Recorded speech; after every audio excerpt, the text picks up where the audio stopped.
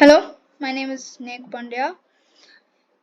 I had this whole doubles theorem. This is the theorem, and I'm gonna try to prove it using algebra. So the theorem was that you know you take two integers, they have to be integers.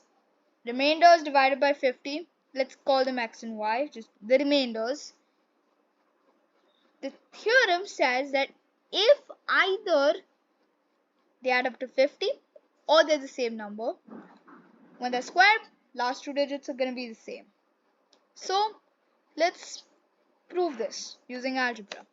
So first part, x plus y equals 50. Let's say 25 plus x and 25 minus x are our integers, and they will add up to 50 always.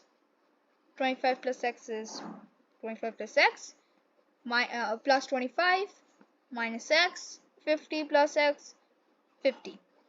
So basically we can say that the difference between the two squares is the difference of x squared plus 50x plus 625 and x squared minus 50x plus 625.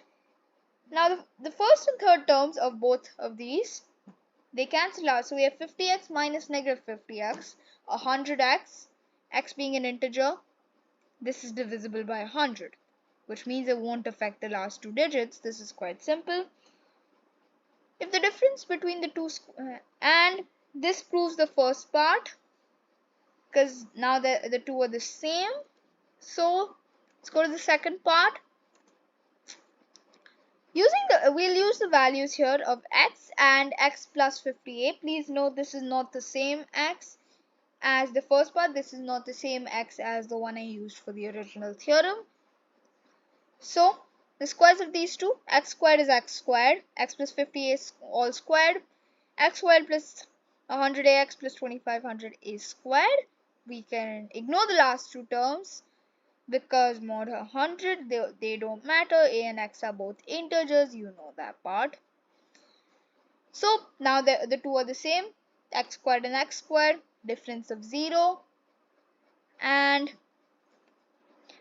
that means the last two digits are gonna be the same. Now let's go to the connection between these two. Modular equality, or equality in general, is actually transitive. A is b, b is c, a is always going to be c. This applies here. We can build imagine two clones of a number, two copies of a number between 1 and 24 in integer. Now you do these two steps here. Imagine either you reflect it across the axis of mod 50 equals 25. So or you just add or subtract multiples of 50 as for that reflection. Just imagine a ruler that marked 0 to 50. Now where's the middle of that ruler? 25. Now whatever distance to the left of that ruler, now take the same to the right. So 17, 8 away from 25, add on the left, now it's 8 away from 25 on the right, so 33, and vice versa. Either you can do that or you can add or subtract multiples of 50 to the two clones separately. Last two digits of the square will be the same, thus proving that theorem that I had. So let's take an example of this theorem in action. Let's take the number 21. So we can see that 21 squared is 441. A simple calculator could tell you that. And we can reflect it, and we can say 71 squared is 5041. Last two digits 41. Now we can also take 29 squared, and those last two digits are 41 as well, because 29 squared is 841. And we can even do both of these. 79 squared is, I don't remember what 79 squared is somehow.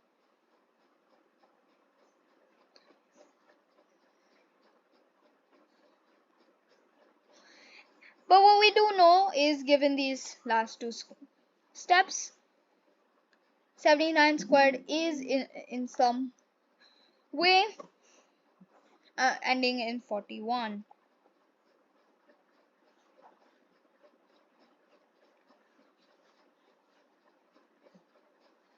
Right, I remember it was 6241. Anyways, thank you for bearing with me and all of this math. If you have any doubts or found a counterexample in the integers, ask or tell us in the comments. Like, subscribe, comment, share, and thank you very much. Bye.